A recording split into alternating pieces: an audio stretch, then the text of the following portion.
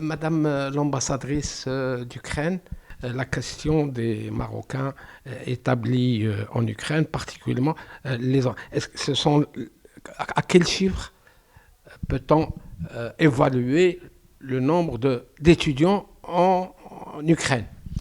Nous avons la statistique officielle que les étudiants marocains en Ukraine se composent la deuxième communauté des étudiants étrangers et c'est presque 9000 étudiants. Et quelle est la première? C'est l'Inde qui est la première.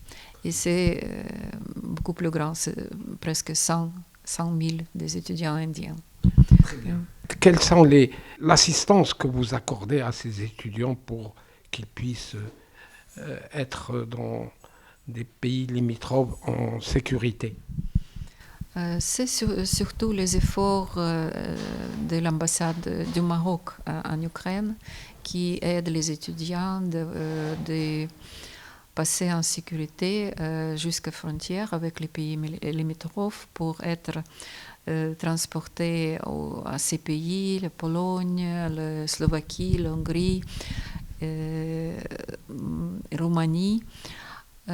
Et bien sûr que nous sommes aussi engagés pour résoudre les questions difficiles parce que vraiment la situation est très grave et c'est très dangereux pour transporter ces gens, faire organiser cette évacuation avec le climat cet hiver, il fait froid.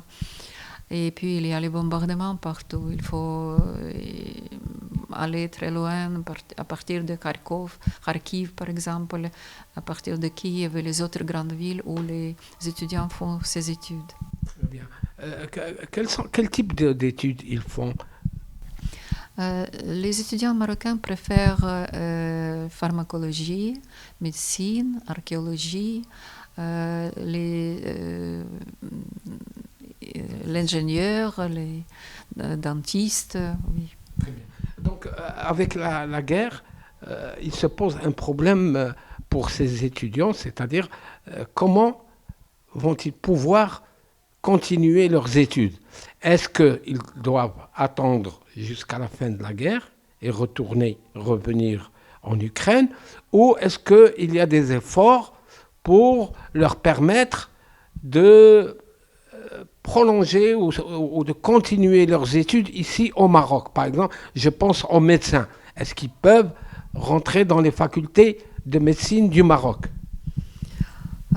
Vous savez que pendant la première semaine de la guerre, on pense au premier rang de l'évacuation et de mise en sécurité de tous les gens qui ont perdu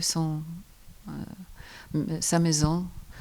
Et il y a plus que 2 millions déjà de réfugiés et les personnes intérieurement déplacées en Ukraine. C'est notre population civile, mais nous ne divisons pas notre population avec les étrangers. Tous les efforts sont pour mettre en sécurité tout ce qui souffre de ces bombardements, de ces attaques militaires russes. Très bien. Donc, ma question, c'est qu'est-ce qu'il faut pour ces étudiants ne ratent pas, par exemple, leurs années d'études? Il faut faire tout possible pour arrêter la guerre.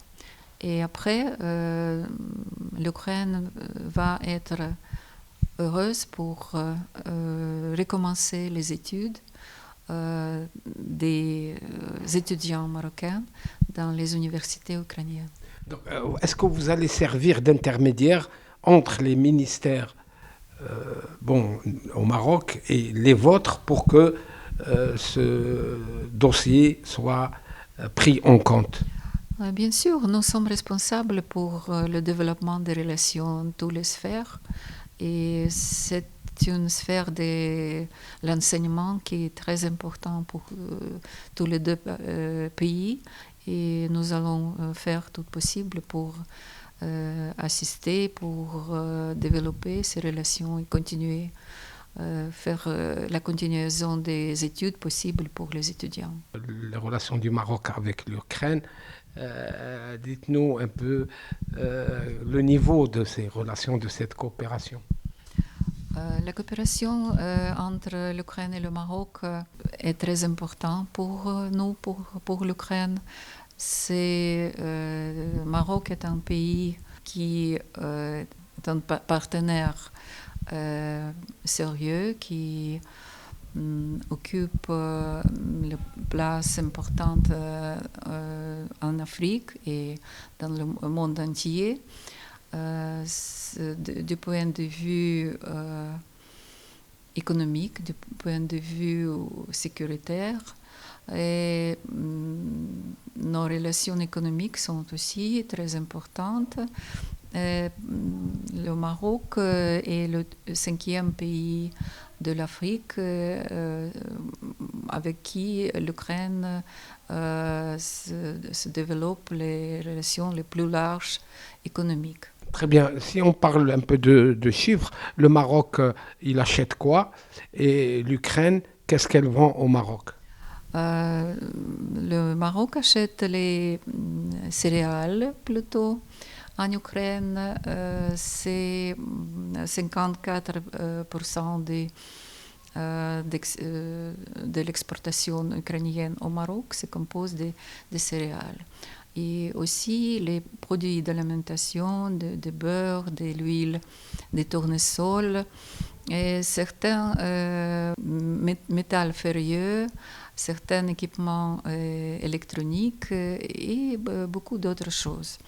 Et les importations du Maroc, c'est plutôt les engrais, les phosphates, aussi les fruits de mer, les poissons et les textiles. C'est aussi un volume assez important pour les deux pays. Donc il y a un volume global de combien?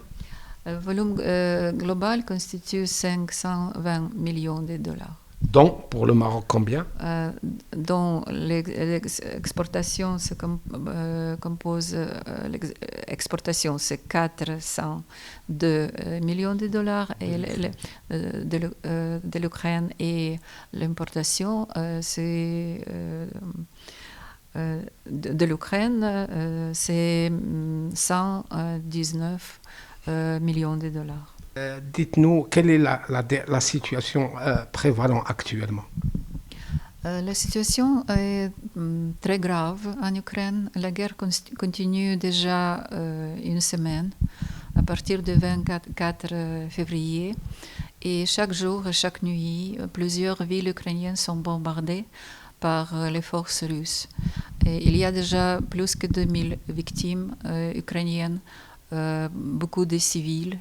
Et le peuple ukrainien défend sa terre et la résistance est très forte des Ukrainiennes.